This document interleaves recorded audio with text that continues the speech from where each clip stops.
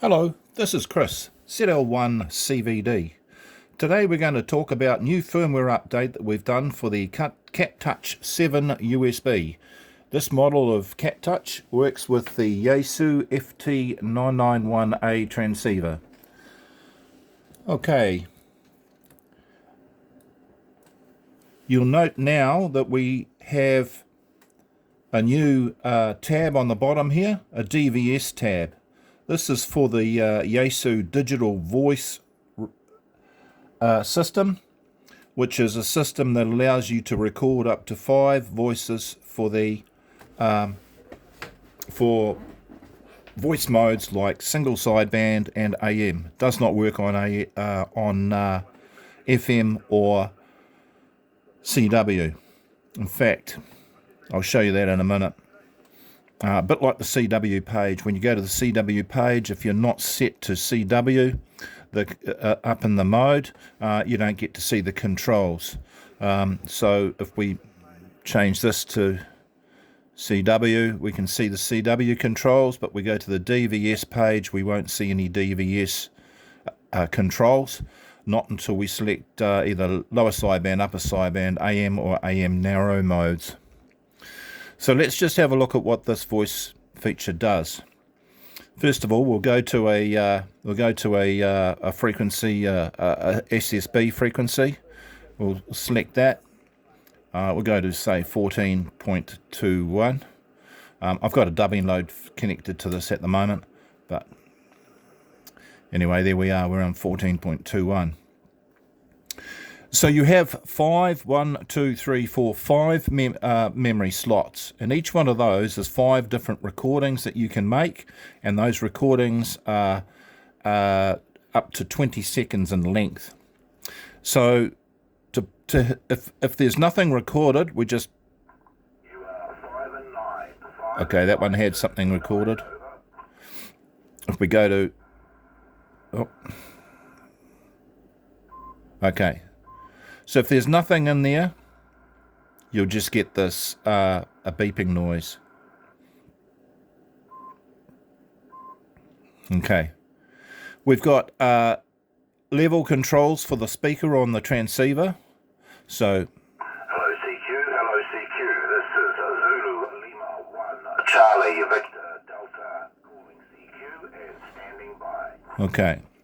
And we have the TX level control here. And we've got this playback control button here. When it's set at the moment, we can see that the recording is going to go to the speaker on the transceiver.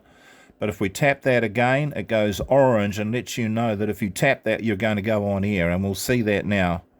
Hello CQ, this is Zulu. You can see the signal history. That's our signal strength of our transmitted signal. So we were on the air at that point. This transceiver is actually connected to a dummy load at the moment for these tests. Now, if we want to record a new message, so what we'll do is we'll record it. We long press on one of these, and that brings us up to the memory screen. And we can see at the moment that we are recording for DVS memory 2. So let's call this one 5 and 9. And we'll proceed to record. So we need 2 things here. We need the microphone, and we need the to tap the record button. So we tap the record button. You are 5 and 9, 59, over. And we hit the stop record button. And we can play that back. You are 5 and 9, 59, over. Okay, and if we hit the back button, we're back to here. Okay, and we can see it.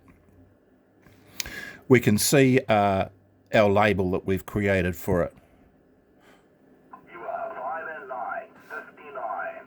We've also got a stop button here, so if it's a longer recording and you get part way through it and you decide to stop, you can stop that.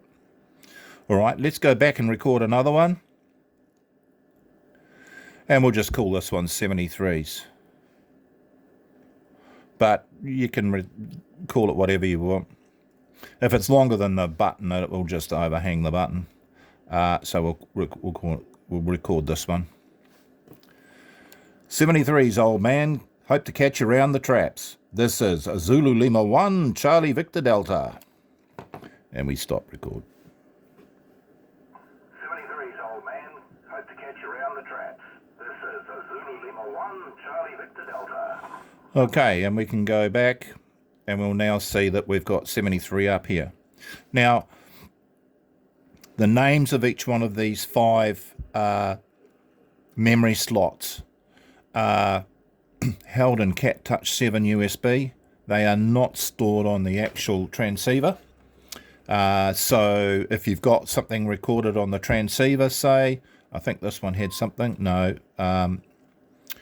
If you've got something recorded on the transceiver, you can simply go and hold this, change the name to whatever you want, and just go back and it will save it here for an existing recording. You know, we skipped the step of actually physically recording because perhaps I've already recorded it on the transceiver itself, because you can do these recordings on the transceiver.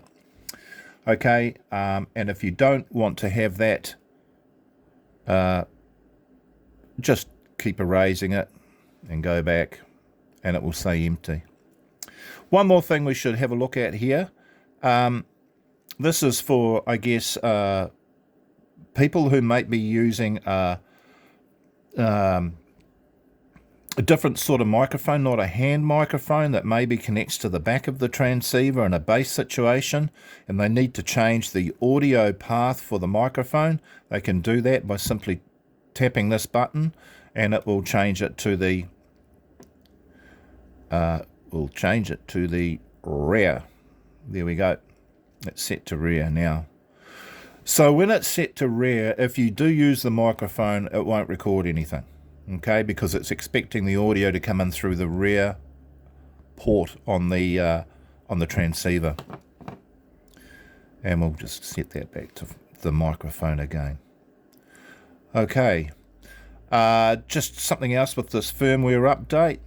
It used to have a VNC screen, but unfortunately the VNC the processor on this is quite slow compared to, say, a normal computer using a VNC connection. So I've erased that. I've taken that feature off the CatTouch7. It was pretty much useless anyway. We've also changed in the DSP. This screen is now a lot bigger. The controls are a lot fatter, so it's better to suit your finger. And you can now touch right up to the end, where before it was stopping at like 3000 hertz. It also now, you'll notice that it actually tells you your width here. Before it just gave you a number. So if you are in, say, on the transceiver, supports narrow and wide on quite a few modes. You can't really get to it from CatTouch7 yet. But if you were in a narrow mode, if you look at the manual, you'll see that,